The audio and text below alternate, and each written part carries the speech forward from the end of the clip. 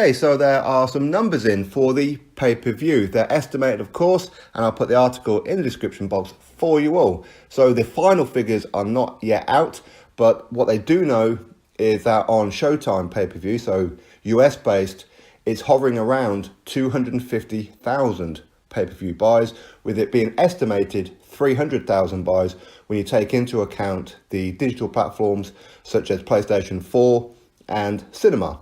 They pop the fight on in the cinema.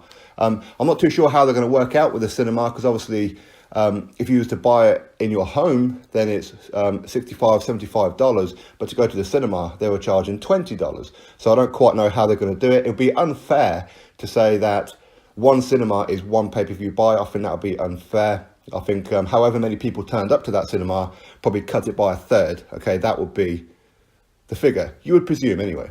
Now, 250,000 with an estimated 300,000 isn't bad. That's not bad at all. I can't criticise too much. I mean, Wilder did say that he expected it to do 2.5 million. I mean, talk about a reach. So just based on that one then, if it does hit 300,000 buys for his first pay-per-view as well, and yes, okay, it was Tyson Fury that was the draw here, not Wilder, we know that. But regardless, Wilder was part of the pay-per-view, okay? People aren't just going to buy it just for Tyson Fury. Of course, there will be a handful of Deontay Wilder supporters who did buy the pay-per-view, although, to be honest, a great chunk of them probably illegally streamed it, right? But anyway, if it does hit 300,000, that's not bad. It's not bad at all. So based on that, based on what Eddie Hearn said, that with the kind of numbers that it does, then that would figure into what percentage they will be offering Deontay Wilder for Anthony Joshua to kind of even up the money, shall we say. So if it hit 1 million pay-per-view buys, then Eddie Hearn guaranteed 50-50 with Anthony Joshua. So at this point, based on what Eddie Hearn said, you're looking at 20-25% offer. And he did say that it will be a percentage offer with a minimum guarantee. I think the minimum guarantee is 15 million. So anyway, with this one, as an extra note for you all as well, I didn't talk about their pay packages. I didn't talk about how much they were getting on a previous video when those numbers were released. Like Deontay Wilder was guaranteed 4 million and Tyson Fury was guaranteed 3 million.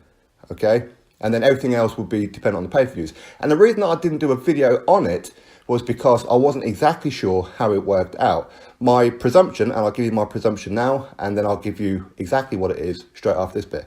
So my presumption was 4 million for Deontay Wilder, 3 million for Tyson Fury. That would be guaranteed for the sponsorships and the event, as in the gate. Okay, so that was their guarantee, among other things. And pay-per-view would be additional on top of that.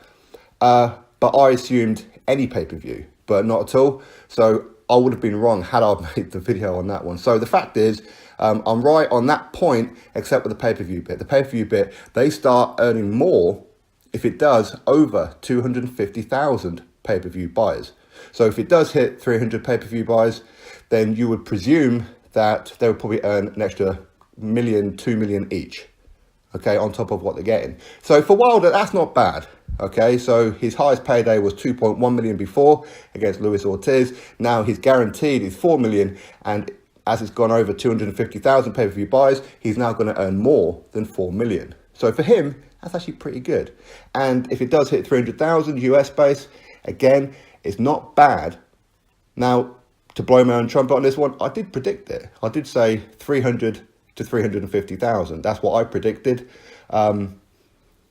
Ultimately, we have to wait for the final figure. Now, this does not include BT Sport or any other places that had pay-per-view, okay? So here in the UK, it doesn't include any of that. All this pay-per-view revenue and whatever is not part of the numbers. This is a separate thing. This is what BT Sport get. And I'm presuming that Fury and Tyson Fury will get a small cut of that, because they didn't really push it for the UK. It was all about clicking the button for Showtime. That's what it was all about. But anyway, 300,000 pay-per-view buys as an estimate, with it hitting already 250, not bad. They're just waiting on the digital platforms such as PlayStation 4 and the cinema. Okay, so quite how they're going to do it, we don't know. Now, what we do know is that If it does happen with Anthony Joshua next, then of course Wilder is still the WBC champion. We know he's now a paper champion. Let's be real, Tyson Fury won that fight. Anybody with any kind of common sense as to who knows boxing knows that Tyson Fury should have got the nod. And yes, I have seen a statement of Deontay Wilder, which I'll read out in another video, which is absolutely crackerjacks. But anyway, so that's what it is. 250,000 pay-per-view buys is currently hovering at right now, with an estimated 300,000 pay-per-view buys. Not brilliant, but not bad either. Okay, considering that boxing is a dying sport in America, unfortunately.